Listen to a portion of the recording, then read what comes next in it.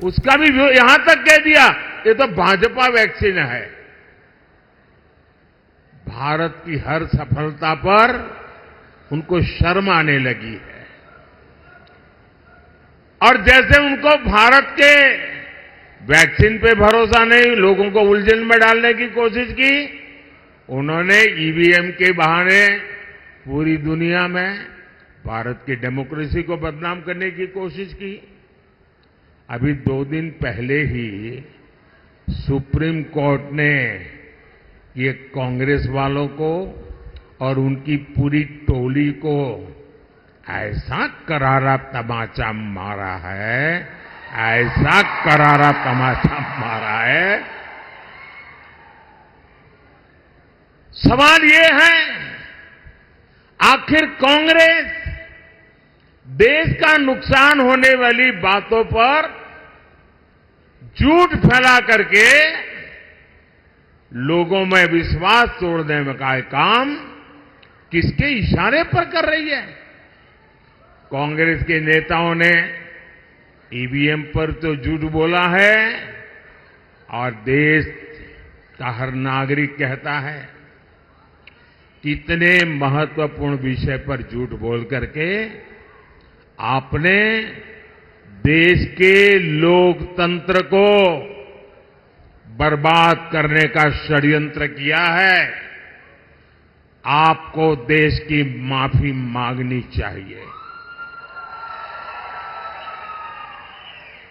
साथियों, पिछले 10 वर्षों में बीजेपी एनडीए सरकार ने देश के नागरिकों की ईज ऑफ लिविंग के लिए बहुत काम किया है। इसका एक बड़ा उदाहरण है भारतीय न्याय संहिता। ये कांग्रेस वाले मानसिक रूप से अंग्रेजों की गुलामी में ही जी रहे थे, वो इससे बाहर ही नहीं आ पा रहे थे। वो तिरंगा झंडा फहरा करके तो आजादी की बात करते थे, लेकिन हर कानून व्यवस्था में मन से अंग्रेजी की गुलामी को जी रहे थे। गुलामी के कालखंड से प्रेरित इतना पुराना आजादी के पहले का कानून, क्रिमिनल जस्टिस सिस्टम का हटाना, भारतीय जनता पार्टी की सरकार ने उसको हटा दिया। अब भारत में न्याय संहिता में दंड को नहीं बल्कि नागरिकों को न्याय मिलने को प्राथमिकता दी गई है। इसमें आतंकवाद से जुड़े कानूनों को भी और सख्त किया गया है। दूसरों पर अत्याचार से जुड़े कानूनों को कड़ा बनाया गया है। भारतीय साक्ष्य अधिनियम में इलेक्ट्रॉनिक एविडेंस को लेकर नया प्रावधान किए गए हैं। 1 जुलाई से लागू होने के बाद ये संहिता देश के हर नागरिक को बहुत मदद करने वाली है। लेकिन साथियों, जब से कर्नाटका में कांग्रेस सरकार आई है, तब से पूरे स्टेट में लॉ एंड ऑर्डर की स्थिति बहुत खराब है कि नहीं? खराब है कि नहीं? हालत बद से बदतर हो रहा है कि नहीं हो रहा है? यहां बेलगावी में एक आदिवासी बहन के साथ जो कुछ हुआ, चिक्कोड़ी में जैन मुनि महाराज साहब के साथ जो हुआ, वो शर्मसार करने वाला है कि नहीं है? पीड़ा करने वाला है कि नहीं है? कर्नाटक की प्रतिष्ठा को धूल में मिलाने वाला है कि नहीं है? और देखिए उनकी हिम्मत। हुबली में हमारी एक बेटी के साथ जो कॉलेज कैंपस में हुआ, उसने तो पूरे देश में भूचाल ला दिया है। उस बेटी का परिवार एक्शन की मांग करता रहा, लेकिन कांग्रेस की सरकार तुष्टीकरण का दबाव उसी को प्राथमिकता देती है। उनके लिए नेहा जैसी बेटियों की जिंदगी की कीमत नहीं है, उनको तो अपने वोट बैंक की चिंता है। बेंगलुरु के कैफे में बम धमाका हुआ, तब भी कांग्रेस ने शुरुआत में इसे लेकर गंभीरता ही नहीं है, यहां तक कह दिया ये तो गैस का सिलेंडर फटा था। देश की जनता के आंख में क्यों धूल झोंक रहे हो कांग्रेस के लोग? अगर तुमसे नहीं बनता है तो छोड़ करके घर चले जाओ।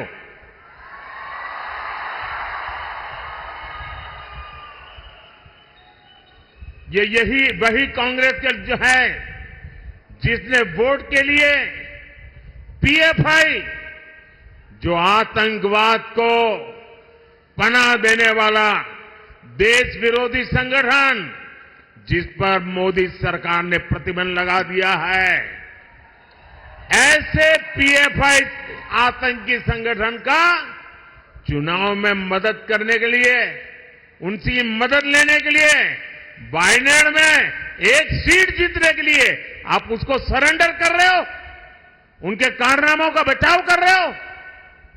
लेकिन भाजपा सरकार ने देश और समाज विरोधी पीएफआई को बंद किया है, उससे बड़े बड़े खैरखा जेलों में सड़ रहे हैं। भाइयों साथियों, कांग्रेस ने हमारे इतिहास को, हमारी आजादी की लड़ाई को भी वोट बैंक के नजरिए से, तुष्टीकरण के नजरिए से ही लिखवाया है।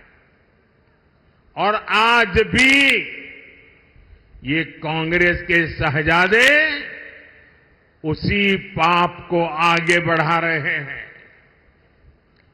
आपने कांग्रेस के शहजादे का एक ताजा बयान जरूर सुना होगा।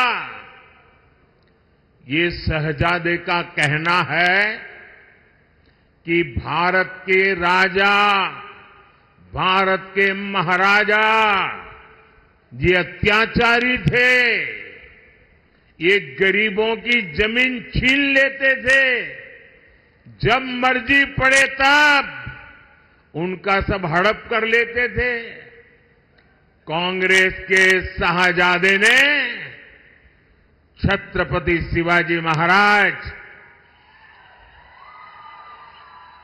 चित्तूर की रानी चिन्नम्मा जैसे महान व्यक्तित्व का अपमान किया है। इनका सुशासन, इनकी देशभक्ति आज भी हम सभी को प्रेरित करती है।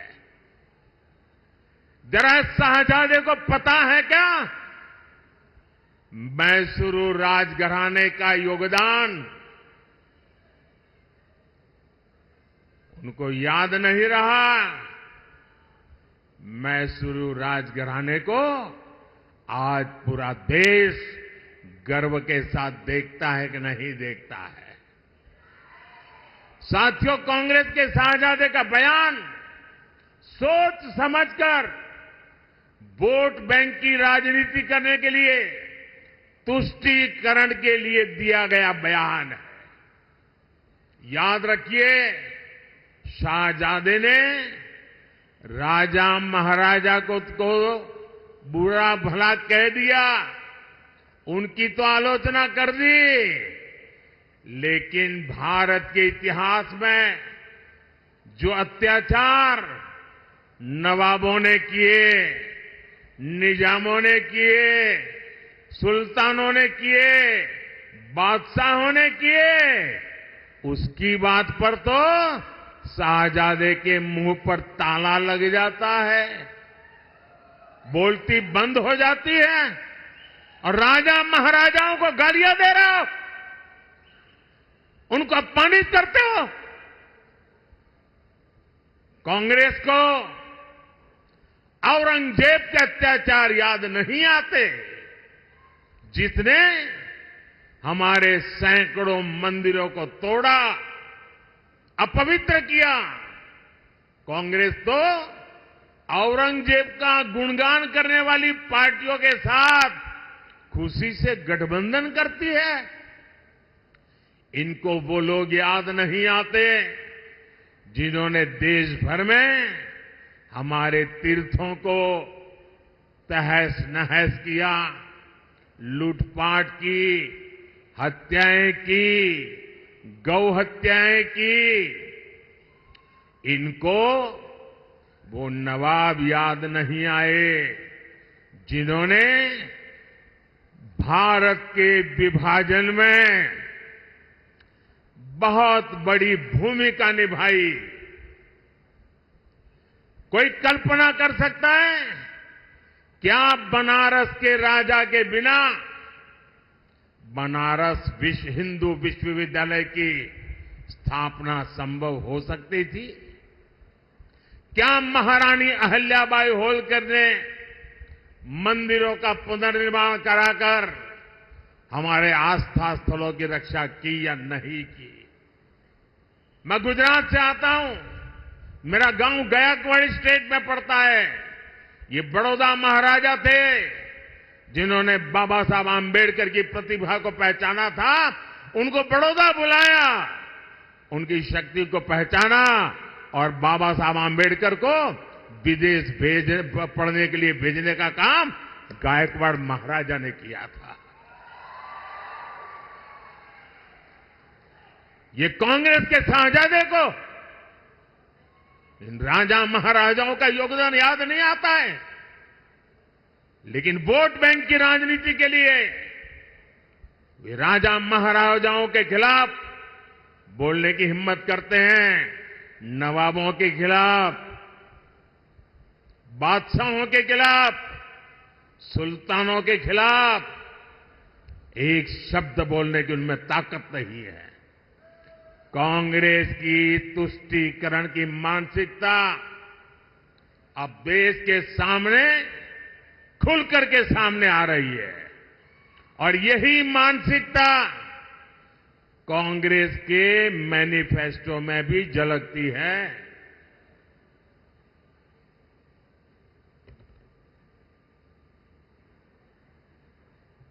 साथियों, आज पूरा देश समझ गया है कि जहां कांग्रेस आई वहां से विकास का पलायन गया।